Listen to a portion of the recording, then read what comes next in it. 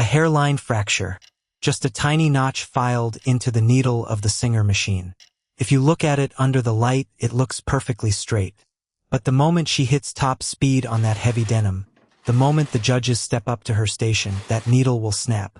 It will shred the fabric. It will ruin 6 months of work in 6 seconds. After everything I did to help you get this residency, Maya? After all these years, you think you can just march into New York Fashion Week and leave me behind in Ohio? Let's see you win the Sterling grant now. Perfect. Put it back exactly how she left it. Nobody will ever know I was here. Oh, it's just the old night janitor. He's listening to his headphones. He didn't see a thing. It's done. It's already done. My people, stay with me because this is not a story about a fashion design competition. This is a story about what happens when the person who claps the loudest at your table is the exact same person who has been quietly loosening the screws on your chair. And if you believe that loyalty is something that must be earned and not simply claimed, hit the like button before we go any further. It costs you nothing, and it helps the story reach the person sitting somewhere right now wondering why the friend they trust the most always makes them feel just a little bit smaller every time they leave the room. Welcome back to the circle. Let me tell you who Maya Lin was before I tell you what she survived. Maya was 28 years old, born and raised in the heart of Columbus, Ohio. Her grandmother had worked in the textile mills, and Maya had been sewing since she was 7. She learned early on that clothing wasn't just fabric. It was a coat of armor. It was what you gave to people to make them feel seen, beautiful, and protected. Maya wasn't flashy.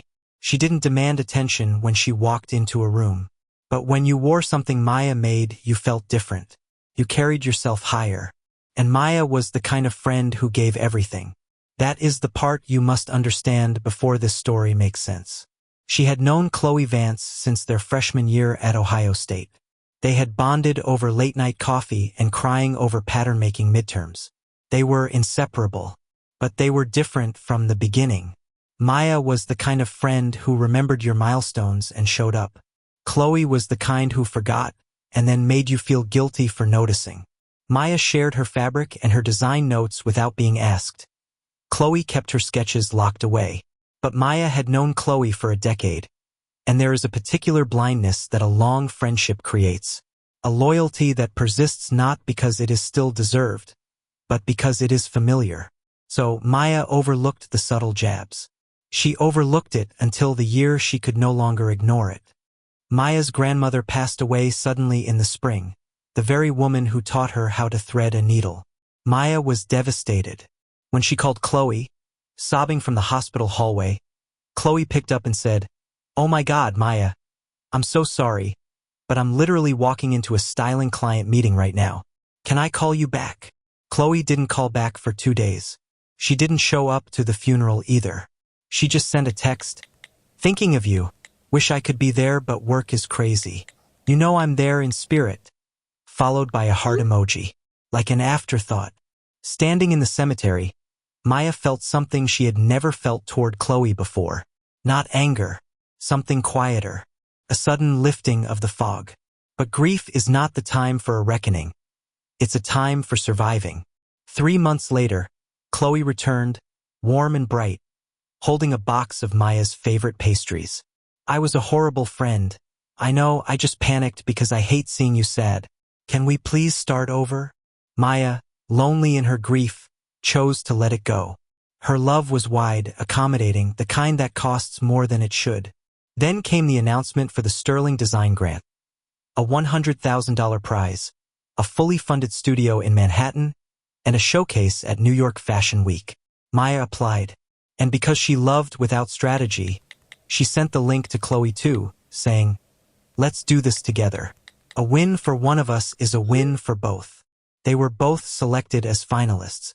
But as the finals neared, Chloe's jokes started changing.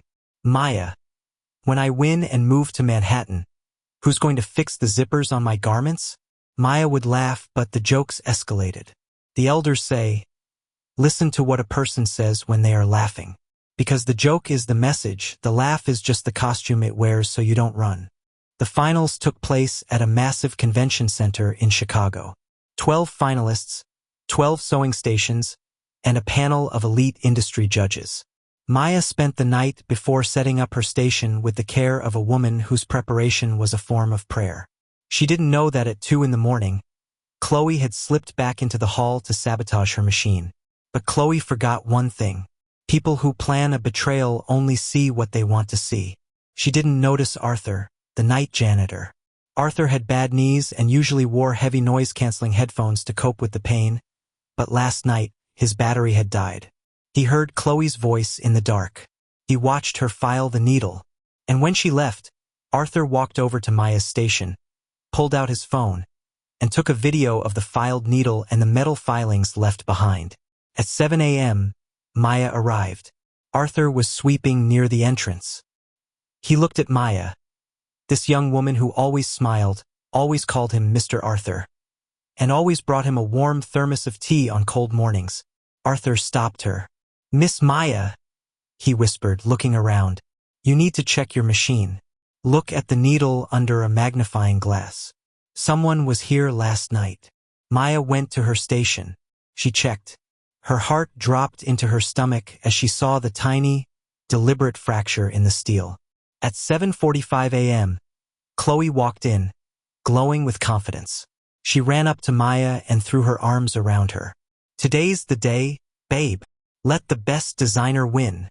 Maya looked into her best friend's clear, unbothered eyes, hugged her back, and whispered, "Yes, let the best designer win." Arthur found Maya in the back room moments later. "I have the video of her doing it," he said, his eyes sharp. "Let's show the directors. Let's ruin her before she even steps on the floor." Maya looked at the video. She saw her childhood friend systematically destroying her dream. It would have been so easy to scream, to make a scene, to take her revenge. But Maya thought of her grandmother. She thought of the woman who told her that integrity is what you keep when everyone else is selling theirs. "No, Mr. Arthur," Maya said softly. "Thank you for saving me, but I'm not going to play her game. I'm just going to change my needle, and I'm going to let my work speak." Maya went to the organizers, requested a standard replacement kit without naming Chloe, and sat down to create. For 6 hours, Maya designed. She tailored a woolen coat with lines so sharp they looked like poetry. She worked without hurry, without doubt, and without looking sideways. Across the room, Chloe was creating a beautiful silk gown. Chloe had real talent, that was the tragedy of it. She had a gift she simply didn't trust enough to let stand on its own. When the timer buzzed, the garments were placed on mannequins. But before the judges could walk the floor, the massive projector screens in the hall glitched. Arthur had walked into the tech booth and handed his phone to the AV coordinator. The security-style video played for the entire hall to see. The entire room saw Chloe filed the needle. They heard her voice through Arthur's recording. "Let's see you win the Sterling Grant now." The silence in the room was absolute. Chloe's face completely crumbled. The mask of the confident, supportive friend slipped, leaving behind something small, panicked, and exposed. Chloe rushed over to Maya, tears streaming down her face. "Maya, I'm sorry. I was just so scared. You've always been better than me, and I couldn't handle it. I panicked, please." One of the head judges stepped forward. She looked at Maya. "Miss Lin, this is a clear violation of structural safety and ethics. The competitor is disqualified. But as for her work, how would you like us to proceed?" The cameras turned to Maya. Maya looked at Chloe's weeping figure, then back to the judges. "Judge the work," Maya said calmly. "Just judge the garments left on the floor." They judged. Maya won the Sterling Grant. Not because Chloe was disqualified, but because her coat was undeniably the masterpiece of the room. Afterward, in the quiet of the green room, Chloe approached Maya, holding a paper cup of water, her makeup ruined. "Maya, Maya held up a hand. "Chloe, I have known you since we were 18. I stood by you through everything. When your mom was sick, when you lost your first studio, I stayed up with you. But when my grandmother died, you sent me a heart emoji. I let you back in because you were familiar, and I confused familiar with safe. You are not safe." Maya picked up her portfolio. "I will forgive you, Chloe. Not for your sake, but because my grandmother taught me that bitterness is a poison you brew for your enemy. But drink yourself. I will let this go. But our road has closed.